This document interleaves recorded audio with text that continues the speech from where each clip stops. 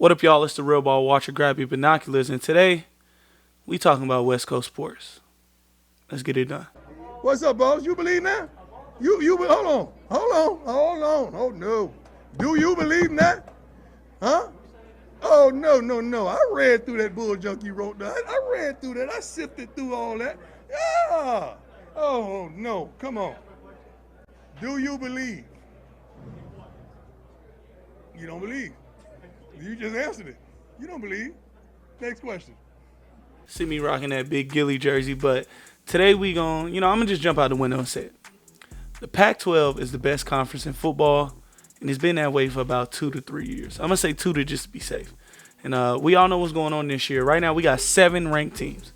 So we got Washington ranked 7th in the nation, Oregon ranked 8th, USC ranked 10th, Oregon State ranked 15th, Utah ranked 16th, UCLA is 18th, and Washington State is 19th. And before they ran into the boys, big Oregon, throw up the O's. Before that, Colorado was also ranked. They ran into us. We ran them over. But they did keep up with USC, so I wanted to credit them and give them some credit so y'all wouldn't say I'm a hater. Shout out Deion, what they doing. Y'all know I told y'all the Pac-12 was tough.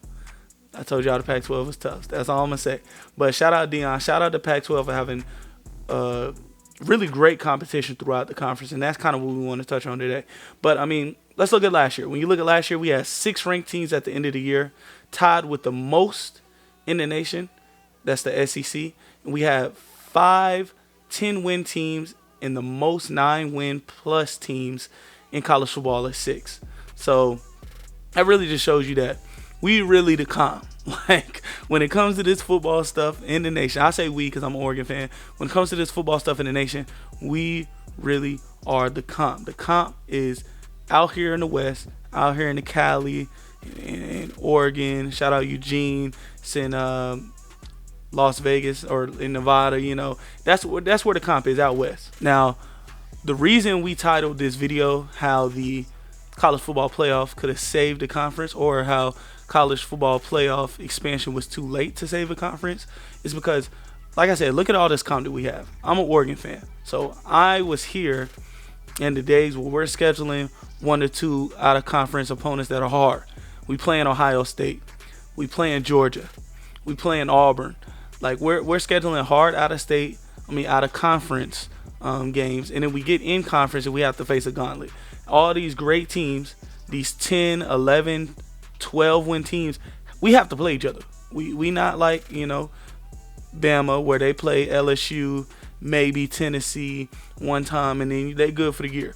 And they playing UV Irving on, they out of conference schedule in South Carolina upstate. No diss to them. But, like, let's be real. Like, when we're playing games, and it isn't just us. I mean, you look at Utah, who's played Florida.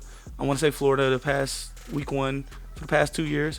Like, we're playing good out of conference schedules, and then we're getting in conference and running to a gauntlet, and it's eliminating us from the playoffs because we're finishing with maybe 2 to 3 losses, but they're against good teams, and we're still not, qualifying for the playoffs when you got guys like Georgia running around playing nobody, Bama running around playing nobody but one time a year, Ohio State running around playing nobody, Michigan especially running around playing nobody one time a year. And I just don't feel it's fair. If we're playing the most competition and beating the most competitive teams in our conference and out of conference, why are we not being credited or giving, a boost like, oh, they play in the SEC? We know what that boost do. Now, I know everybody going to run around saying, oh, the Pac-12 isn't that good. It's only that good because y'all playing each other. That's not real football. I just want to bring up the success that the Pac-12 has had outside of its conference. So let's look at last year. Oregon, we beat UNC in a bowl game last year with Drake May playing, with their starters playing. Let's not act like it was just, oh, they sat out. No. We beat them in the bowl game last year. We beat 3rd-ranked Ohio State 2 years ago when they had C.J. Stroud at quarterback. We really put a beating on them, but we let them come back into it late in the game. But we really put a beating on them, and they made the playoff that year. Just so y'all know, they made the playoff, and we beat them. But, also beat Wisconsin in the Rose Bowl. I want to say the year before that. That's when Wisconsin was still good. Put on a show in the Rose Bowl. Shout out Justin Herbert's last game. But let's take it off us. Utah beat Florida this year, and last year they only lost to Florida by 3. That was the week 1 games for Utah. USC last year, they beat Notre Dame. And this year they're playing Notre Dame, I want to say this week. So if they beat Notre Dame 2 years in a row, I'm just saying, it looked like we can compete out of conference. I know they lost to Tulane. I hear you, but, we ain't talking about that right now. You feel me? But, there is success that the Pac-12 has out of conference. That's just a few games that I wanted to name. And I know the SEC this, the SEC recruiting, all that. But I promise you it's not that far off when it comes to lining up and playing football. Now, I also wanted to mention how, you may say, the Pac-12 hasn't been competitive and super competitive until now. Okay, maybe you have a point. Maybe, maybe one or two good Pac-12 teams a year. You're right. Maybe we aren't as competitive as, I'm making it seem. But when you look at the future of the Pac-12, if we were to stay together, since we're disbanding, if we were to stay together, we were going to continue to be competitive. You have Oregon, who consistently ranks in the top 13 of recruiting every year. USC just got, what's that coach name? Lincoln Riley. Lincoln Riley just came to USC. Everybody knows quarterbacks love to play for Lincoln Riley. Also, with Caleb Williams showing out, that's just attracting more recruits. Chip Kelly is at UCLA. We know Chip Kelly can attract recruits. We know he can coach a good team. Dante Moore, I want to say, is only a sophomore or redshirt freshman, one of those. So he has time to develop, Do we really have to mention the guy, the man himself, prime time, Mr. HBCU, or formerly Mr. HBCU, because Colorado is not an HBCU. Do not let them folks run around saying that. You are not one of us. Aggie pride, baby. But you are not one of us. Cool out with that. But, Prime is there at Colorado. You've seen what they did. They have one of the best transfer portal classes ever. I want to say they did have the best ever. It was them and FSU, and we see how quick both those teams turn around using the transfer portal. But, even if you take it off of that, look at the overall recruiting class for 2023. That includes transfers and commitments. USC ranked 7th in the nation. Oregon ranked 9th. Colorado ranked 21st, Utah ranked 23rd, UCLA ranked 25th, and Washington ranked 29th. We're putting up numbers when it comes to recruiting. I know that's not a whole bunch in the top 10, whole bunch in the top 15, but that's 4 or 5 teams. That's 5 teams in the top 30 of recruiting. That's going to keep teams in the Pac-12 competitive if they were to stay together. But sadly, we know after this year, we're going to be saying rest in peace to the Pac-12. Right before a 12-team playoff could happen. It sucks. But let's talk about why they disbanded. Now, when I was doing my research, and one of the main reasons I seen that the Pac-12 are losing their teams and disbanding is because, when Texas left the Big 12 for the SEC, other conferences were competitively hunting for other teams from the Big 12 to join their conference. The Pac-12 wasn't. They was playing it safe. They didn't have a TV deal at the time. They were too worried about getting their TV deal with ESPN. Now, we talk about that TV deal. They failed to get the TV deal with ESPN, and I want to say the Big Ten jumped in and took the deal from them. The reason that happened, ESPN was willing to offer them $30 million annually for the media rights per each school in the Pac-12. But the commissioners of each school, executives, all those guys wanted a little bit more, so the Pac-12 came back to the table and countered with $50 million per school, and ESPN was like, nah. You could die. And when ESPN walked away from that negotiating table and made a deal with the Big Ten, that really eviscerated the Pac-12, and there was no coming back.